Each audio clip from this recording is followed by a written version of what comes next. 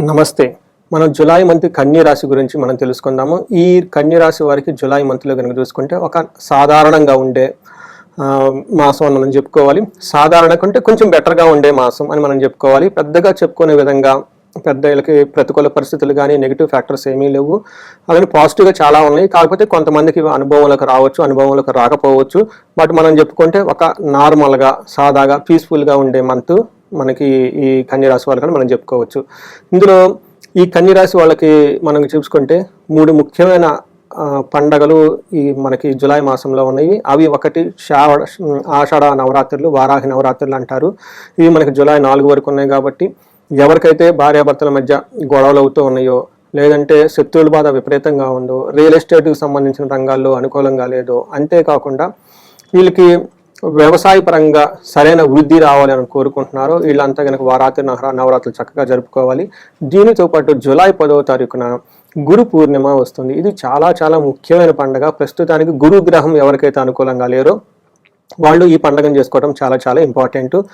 గురు ద్వారా పిల్లలకి ఎవరికైతే సరిగ్గా అకాడమిక్స్లో పూర్గా పెర్ఫామ్ చేస్తూ ఉన్నారు, లేదంటే సంపాదన సరిగా రావట్లేదు, జ్ఞానం సరిగా లేదు, లేదంటే ఎవరికైతే గురుదశ నడుస్తుందో వాళ్ళు సరిగా గురుదశ సరిగా వాళ్ళకి అనుకూలంగా లేకపోయినా కానీ ఇలాంటి వాళ్ళందరూ ఈ రోజు మిస్ కాకుండా ఖచ్చితంగా చేసుకుంటే చాలా బాగుంటుంది. దీంతో పాటు కనుక మనం చూసుకుంటే ఇంకొక ముఖ్యమైన పండుగ మనకి శ్రావణ మాస పంచమి వస్తుంది. ఇది 29వ తారీఖు. ఇది కూడా చాలా చాలా ముఖ్యమైన పండుగ మనం చెప్పుకోవాలి. ఎవరికైతే పిల్లలు కావాలనుకుంటున్నారో, పిల్లలతో పాటు కొంతమందికి తల్లిదండ్రులకి పిల్లలకి మధ్య గొడవలు వస్తూ ఉంటాయో, సరైన సత్సంబంధాలు ఉండవు, తర్వాత ఎవరికైతే వంశాభివృద్ధి జరగాలనుకుంటున్నారో వీళ్ళంతా కూడా ఈ పండుగని తప్పకుండా జరుపుకోవాలని చెప్పేసి నేను కోరుకుంటూ ఉన్నాను అనమాట. మనం జులై మంత్ కనుక చూసుకుంటే ఈ మంత్లో మనకి 2 ముఖ్యమైన గ్రహాలు చేంజెస్ ఉన్నాయండి. ఒకటి సూర్యుడు అని చెప్పాలి, రెండోది శుక్రుడు అని చెప్పాలి. ఈ 2 గ్రహాలు మార్పు వల్ల మనకి ఈ మాసంలో జులై మంత్లో కన్య రాశి వాళ్ళకి ఎలా ఉందో చూద్దాం. దాంట్లోకి వెళ్ళే ముందు ఇందులో ఉన్న నక్షత్రాలు కనుక మనం చూసుకుంటే ఉత్తర 2, 3 పాదాలు, హస్త 1, 2, 3, 4 పాదాలు, చిత్త 1, 2 పాదాలు అంతా మనకి ఈ కన్య రాశిలో ఉంటారు. పేరు బలం కనుక మనం చూసుకుంటే వీళ్ళకి టో, పా, పీ, పు, షం, నా, టా, పే, పో ఈ ఉన్న ఈ అక్షరాలంతా కూడా మనకి ఇందులో ఈ కన్య రాశిలో ఉంటారని మనం చెప్పుకోవచ్చు. మనకి మహర్షులు ఒక కాన్సెప్ట్ ఇచ్చారండి. దీని ప్రకారం మనం ఏమని చెప్పుకోవచ్చు అంటే వీళ్ళకి సూక్ష్మ గోచారం, లఘు గోచారం అంటారు. అంటే ఒక సమరీ లాగా మనకు చెప్పారు ఈ మంత్ అనేది ఎలా ఉంటుందో.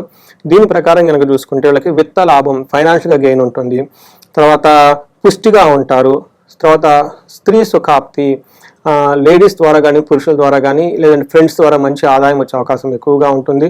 అంతేకాకుండా వీళ్ళకి ఓవరాల్గా చూసుకుంటే గురువు ద్వారా ధనం వచ్చే అవకాశం కూడా ఎక్కువగా ఉంటుంది. ఇప్పటిదాకా ధనం ఎవరికైనా ఈ రాశి వాళ్ళు కోల్పోతూ ఉంటే ఆ ధనంలో ఉన్న నష్టాల నుంచి బయటకు వచ్చే అవకాశం కూడా ఎక్కువగా ఉంటుంది.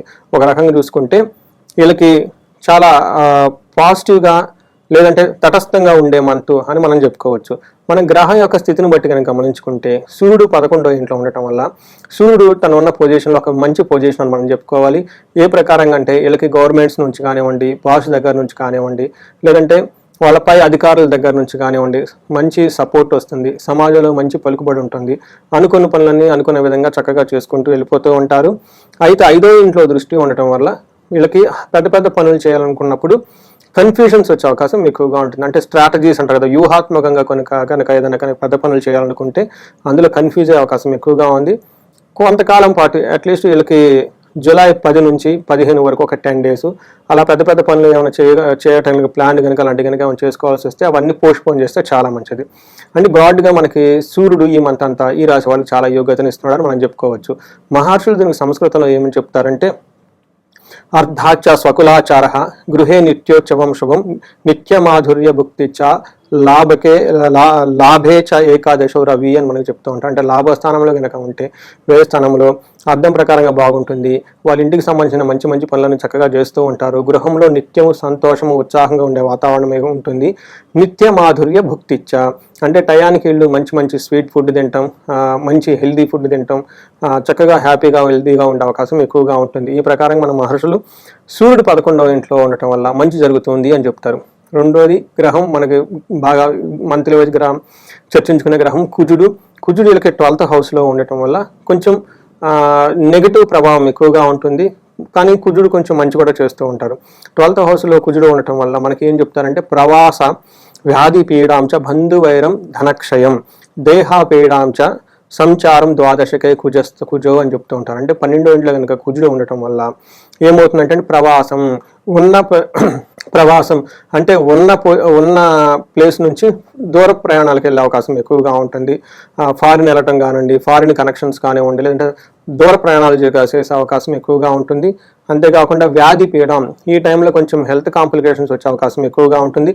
బంధువైరం ధనక్షయం, బంధువులతో గొడవలు పడే అవకాశం, తర్వాత ధనం కూడా కోల్పోయే అవకాశం ఎక్కువగా ఉంటుంది. దేహ పీడనం, సో సంచారం, కొంచెం అటు ఇటు ట్రావెల్ చేసే అవకాశం ఎక్కువగా ఉంటుందని మనం ఓవరాల్గా కనుక చెప్పుకోవచ్చు. దీనితో పాటు ధన ప్రవాహం ఎక్కువ వచ్చే అవకాశం ఎక్కువగా ఉంటుంది. కొన్నిసార్లు వీళ్ళకి మానసికంగా పడే అవకాశం కూడా ఎక్కువగా ఉంటుంది. ఈ ప్రకారంగా కుజుడు మనకు కొంచెం ఛాలెంజెస్ తీసుకొని వస్తున్నా కొంచెం మంచి చేస్తున్నాడు అని చెప్పుకోవచ్చు. అయితే మనకి శుక్రుడు మోస్ట్ ఇంపార్టెంట్ ప్లానెట్, వీళ్ళు 9వ స్థానంలో ఉండటంతో 9వ స్థానంలో కుజుడు ఉండటం చాలా ఉత్తమం, మంచి రిజల్ట్ వస్తుందని చెప్పుకోవచ్చు.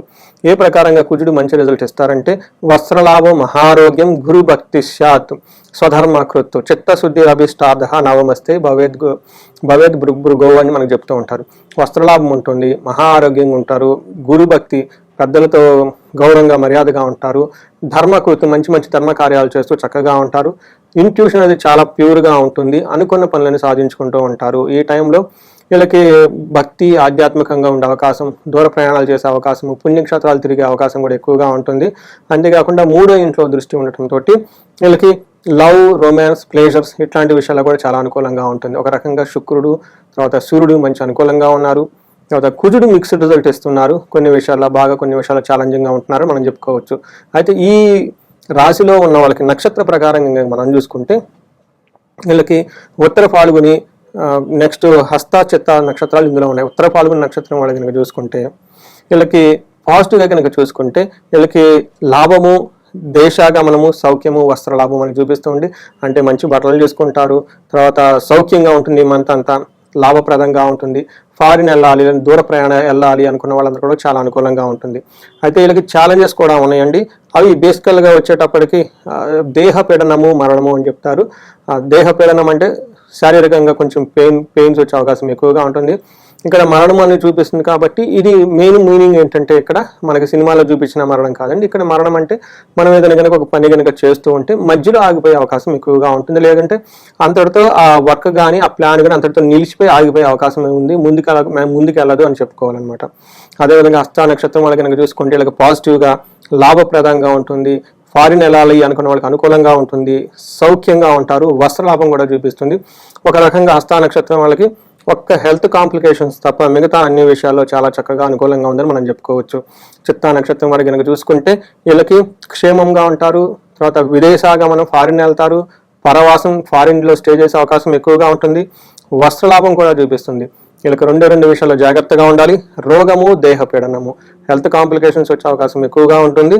ప్లస్ ఏదైనా డిసీజ్ వచ్చే అవకాశం కూడా ఎక్కువగా ఉంది, ఇన్ఫెక్షన్స్ అవన్నీ వచ్చే అవకాశం ఎక్కువగా ఉంది. ఈ ప్రకారం కనుక చూసుకుంటే మనకి కన్యా రాశి వాళ్ళకి నక్షత్రం ప్రకారం కొంచెం ఛాలెంజెస్తో కూడి మంచి అవకాశాలు ఉన్నాయని మనం చెప్పుకోవాలి. అయితే హస్త నక్షత్రం వాళ్ళకి, చిత్తా నక్షత్రం వాళ్ళకి, ఈ 2 నక్షత్రం వాళ్ళకి ధననాశనం అయ్యే అవకాశం కూడా ఎక్కువగా ఉంది.